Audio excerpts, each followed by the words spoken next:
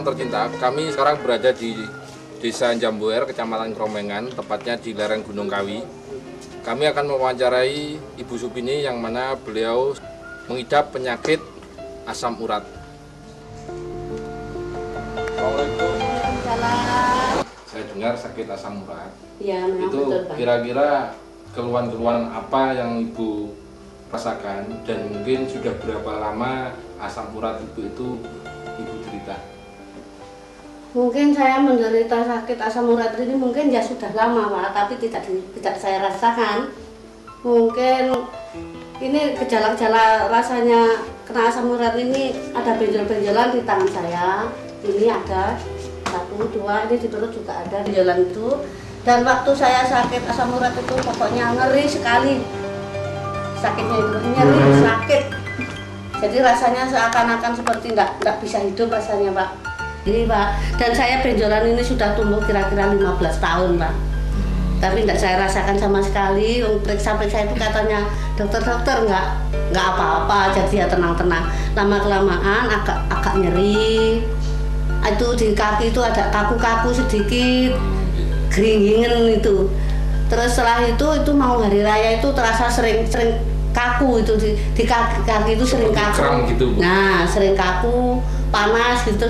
Saya merasakan kena apa ini kok sering kaku-kaku dan panas itu pas hari raya betul itu kebetulan di rumah saya ini repot yang bersih rumah nggak ada kawan jadi terlalu kecapean. Jadi pas hari raya itu sudah hari raya itu atau sudah sakitnya sudah tambah parah. Akhirnya habis hari raya itu hari Sabtu Legi tanggal berapa ya?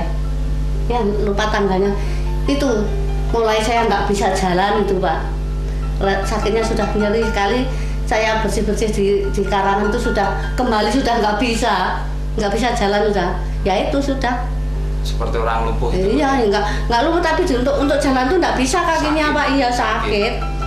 Berarti bengkak itu. Nggak sampai bengkak Pak, tapi nggak. Rasanya berat gitu. Nah, iya berat sekali ya. Tapi saya sorenya itu masih nekat bisa sembahyang ke masjid. Jadi setelah sembahyang itu berdiri tuh ya ampun berat sekali ya mau berdiri itu berat sekali. Jadi saya ya malah susah sekali terus bagaimana ini. Terus saya lari ke Pak Bonco itu. Pak saya ini mati atau hidup mosok bodoh penjenengan Pak kula ngaten lah.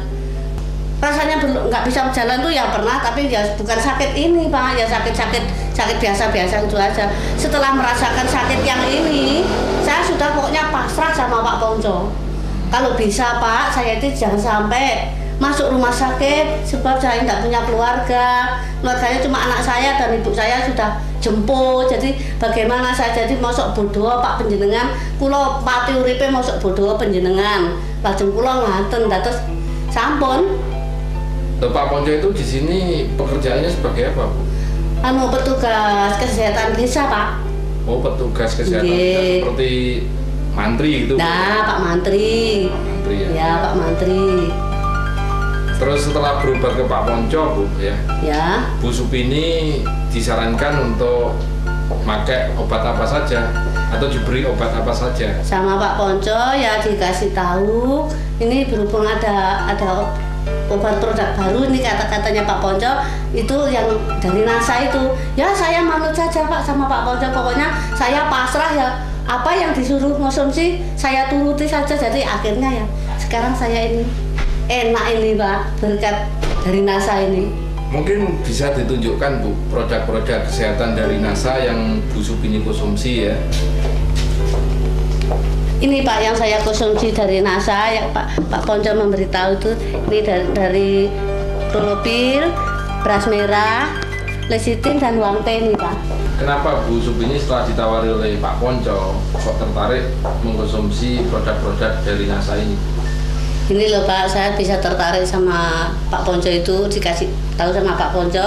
Soalnya saya sama Pak Ponco dipinjami bukunya, dipinjami CD-nya. Setelah saya nyetel CD itu, melihat orang-orang yang sudah berhasil itu, saya jadi tertarik sekali. Jadi saya itu ya ingin seperti mereka sembuhnya Pak. Apa yang Ibu rasakan setelah konsumsi produk-produk kesehatan dari NASA ini? Ya sekarang setelah saya menggunakan produk ini Pak. Alhamdulillah rasanya saya bisa hidup lagi Pak, sembuh, enteng sekarang sudah bisa kerja lagi. Bu, mana Bu Supini cara mengkonsumsi produk-produk kesehatan dari NASA ini Bu? Oh ya Pak, ini kalau yang lecitin ini saya menggunakan pagi 1 sendok makan, sore 2 sendok makan. Kalau yang lecitin ini, tapi kalau yang ini, yang Wang Teh ini tiap kali minumnya ya ini. Oh berarti tiap kali minum teh? Ya tehnya Wang Teh ini yang saya minum. Terus ini yang Krolopilnya ini sehari 3 kali 1 sendok makan. 3 kali 1 sendok makan. Ya. Terus ini beras merahnya ini sehari cuma sekali aja Pak. Sehari cuma sekali aja, sore gitu aja. Jadi makannya sore bisa berkurang, makan nasi cuma sedikit. Makan ini aja sudah kenyang ya. Dan hasilnya lumayan juga lah Pak, berat badan saya bisa turun 6 kilo sekarang. Setelah konsumsi ini turun 6 kilo badan saya. Alhamdulillah. Agak langsing Bu ya. Agak langsing sedikit. Lebih cantik. Terus kira-kira sudah berapa lama Bu Supini konsumsi produk-produk kesehatan dari NASA ini Pak?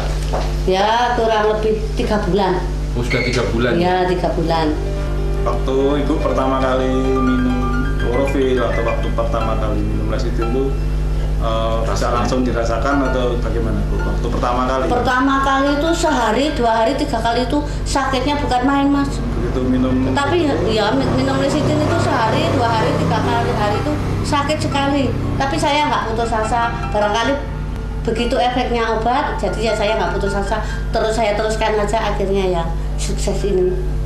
Cuma sekarang itu tinggal ada sisa benjolan sedikit-sedikit ini belum tuntas sedikit benjolan tapi nggak sakit. Ya dulu banyak benjolannya. Ya nggak banyak tapi besar Mas. Oh gitu ya. Iya, Satu gulung genggaman gitu gitu ya. Sekarang sudah nggak. Berarti kempes itu sekarang. Kempes dan ini sudah empuk.